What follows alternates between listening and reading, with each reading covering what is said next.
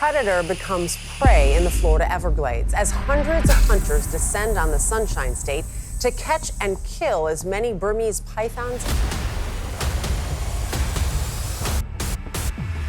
New footage from Florida's swamps reveals an aftermath no one expected.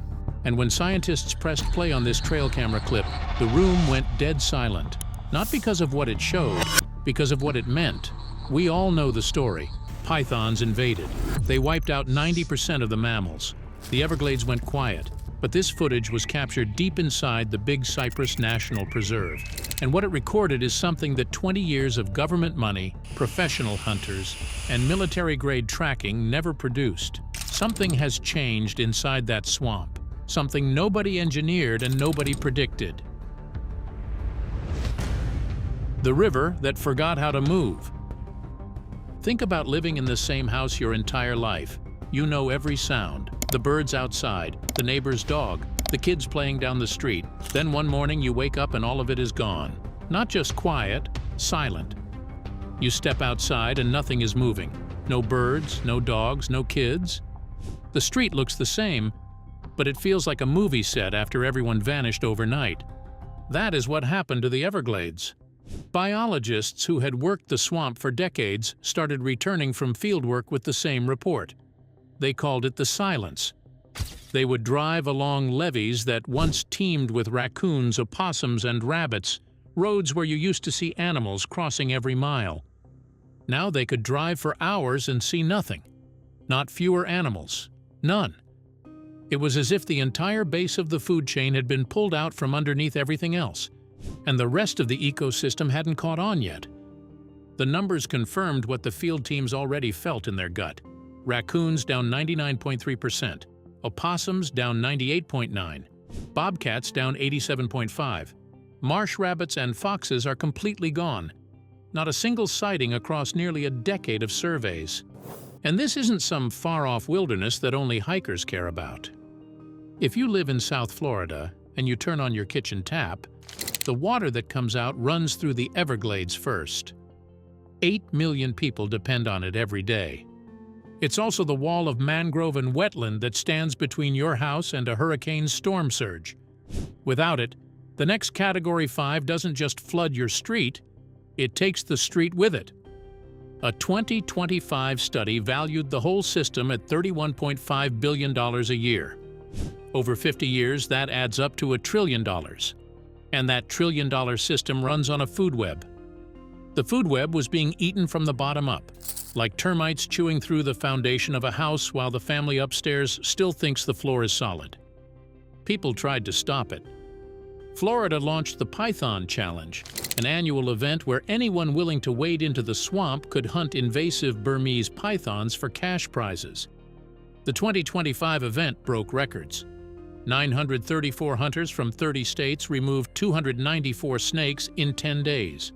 Taylor Stanberry, the first woman to ever win the grand prize, caught 60 pythons on her own, hunting barefoot in Crocs. Meet Taylor Stanberry, the first woman to ever win the ultimate grand prize of the Florida Python Challenge, and she did it in historic fashion. But here's the rest of the math. Since 2000, every program combined has removed just over 27,000 pythons from Florida. The estimated number still out there sits between 100,000 and 300,000. That's like killing one mosquito in a room full of them and calling it progress. Then the snakes started to adapt. The weapon nobody sold on purpose. In August of 1992, Hurricane Andrew ripped through southern Florida at Category 5 strength. Winds passed 165 miles per hour. A reptile breeding facility near Miami came apart. An unknown number of Burmese pythons slipped into the wetlands and disappeared. But the hurricane wasn't the main reason.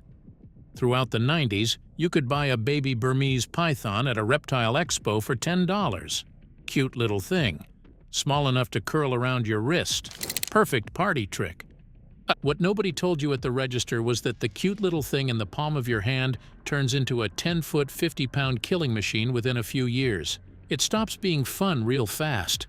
It outgrows the terrarium. It starts looking at the family cat differently. So overwhelmed owners did what overwhelmed owners do. They drove to the edge of the Everglades, opened the bag and walked away. They told themselves they were being kind. What they were actually doing was dropping a loaded weapon into the most defenseless ecosystem in North America, and the Everglades never stood a chance. Think about it from the raccoon's point of view. Your species has been here for thousands of years. You've never faced a predator that can sense your body heat in total darkness, the way you'd spot a flashlight beam across a pitch-black room. You've never met anything that can hold its breath underwater for 30 minutes, just sitting there beneath the surface waiting for you to walk past. You've never encountered something that blends so perfectly into dead grass and shallow water that you could step 3 feet from it and never know. The raccoon doesn't get a warning. One moment it's walking through the underbrush. The next moment it's wrapped in coils, and it's over. A single female python lays up to 100 eggs at a time. No natural predators in the Everglades. The population exploded. And since only about 1% of Burmese pythons are ever seen or caught, for every snake a hunter pulls out of the swamp. Well, you know, every year Florida hosts the Python Challenge, and every year this 10-day event attracts hunters to the Everglades to help curb this. 99 more are out there that nobody will ever know about. But the scariest part isn't how many there are. It's what they're becoming. When scientists tested 400 captured pythons, 13 carried DNA from a completely different species, the Indian rock python. Burmese pythons love water.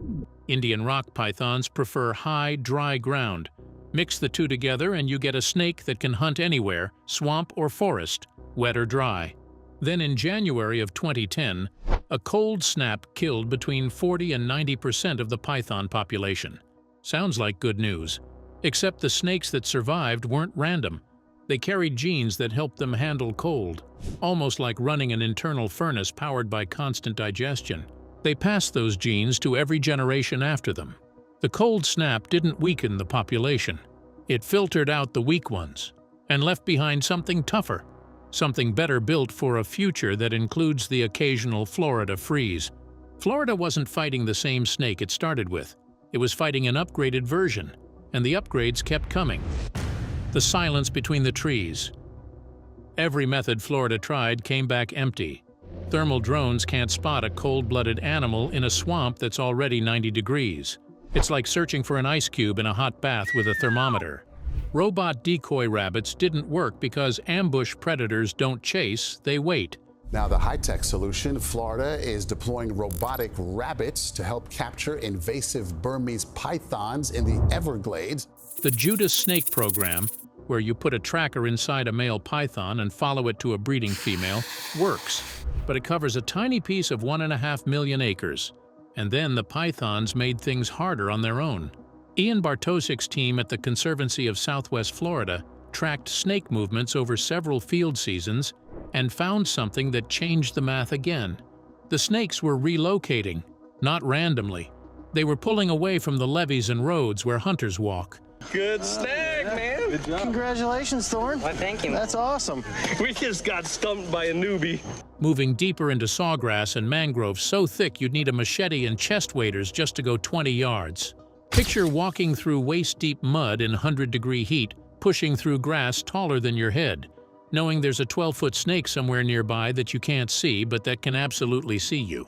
Whether the snakes were individually learning to avoid humans, or whether the bold ones kept getting caught while the cautious ones bred in peace, the result was the same. The python population was teaching itself how to disappear. Every weapon Florida brought to this fight has been answered. The swamp was adapting faster than the people inside it. The home team. Then something happened that nobody predicted. In December of 2022, Bartoszek's team followed a radio signal from a 52-pound python named Loki into the Big Cypress National Preserve. They'd been tracking him for weeks. When they reached the coordinates, Loki's head was gone, chewed clean off. Bartoszek set up a trail camera at the body. The next day, the killer came back to finish the meal. A bobcat, 25 pounds. Half the weight of the snake it had just killed. Think about that for a second. A bobcat, roughly the size of a large house cat, walked up to a snake that could swallow a deer, found the right moment, and won. It waited until the cold slowed the snake's reflexes, came in from behind the head where the coils couldn't reach, and bit through the neck. By the time the python could react, it was already dead. Bartoszek went quiet for several seconds. Then he told his team to pull every camera in the area immediately.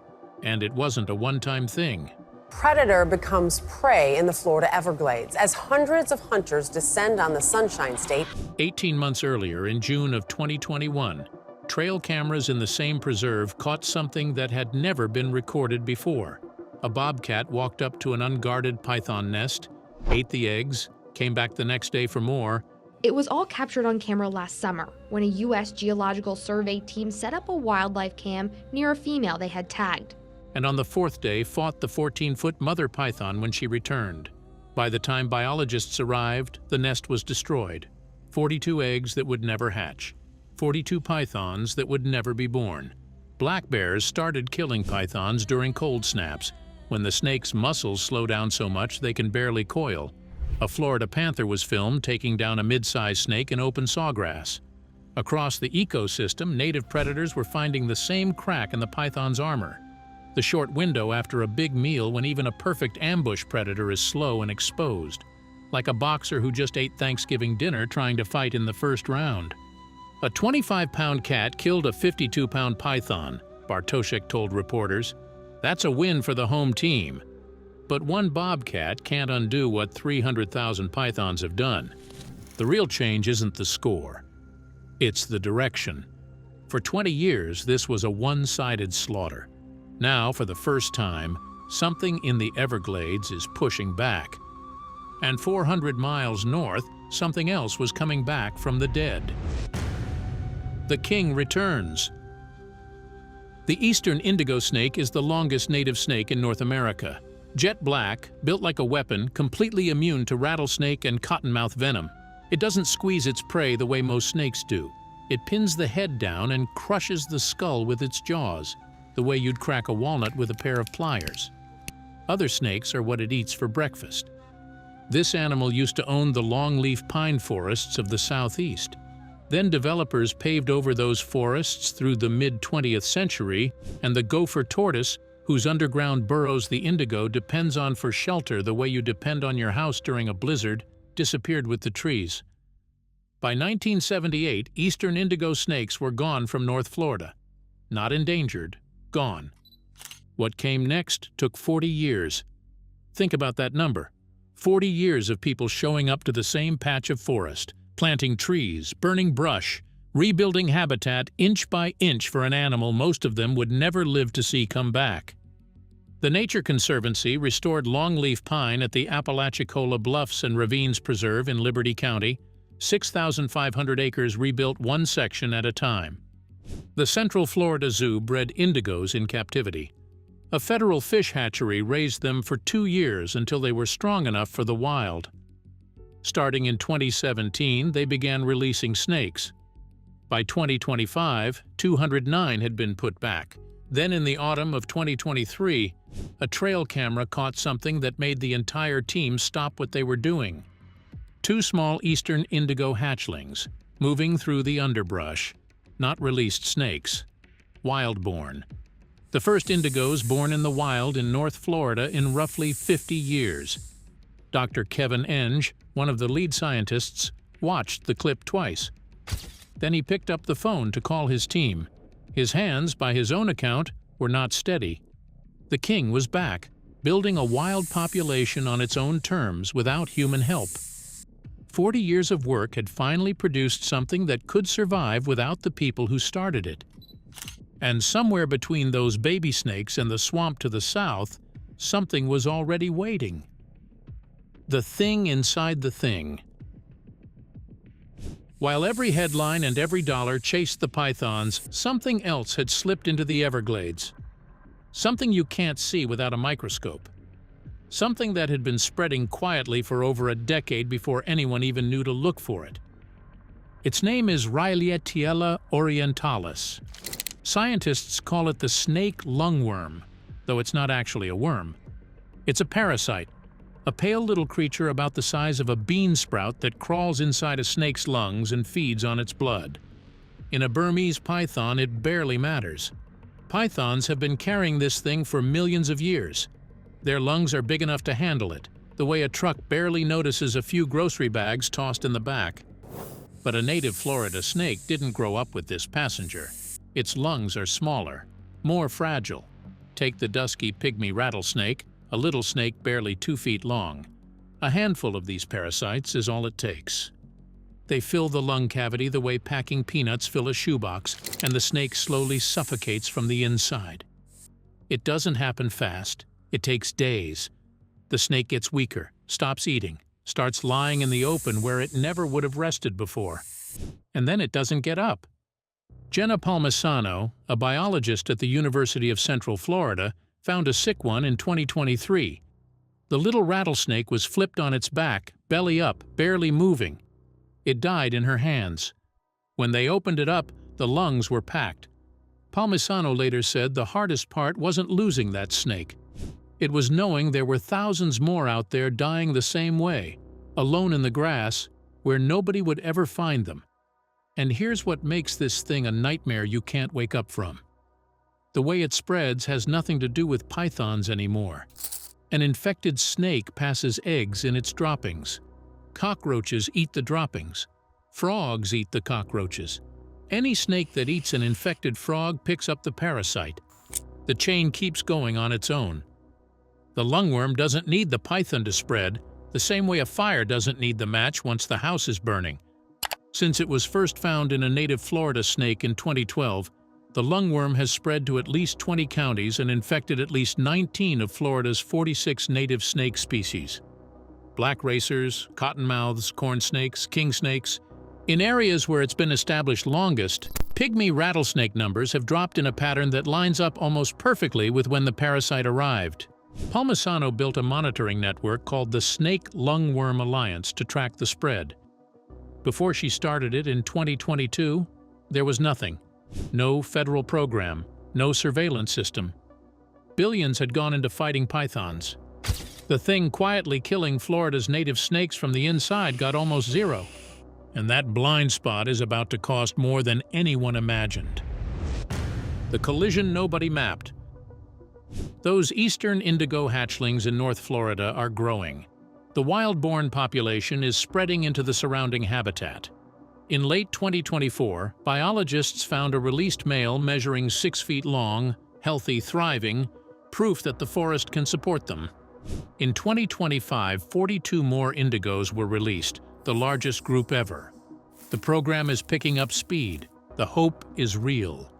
People who spent their entire careers on this are, for the first time, allowing themselves to believe it worked.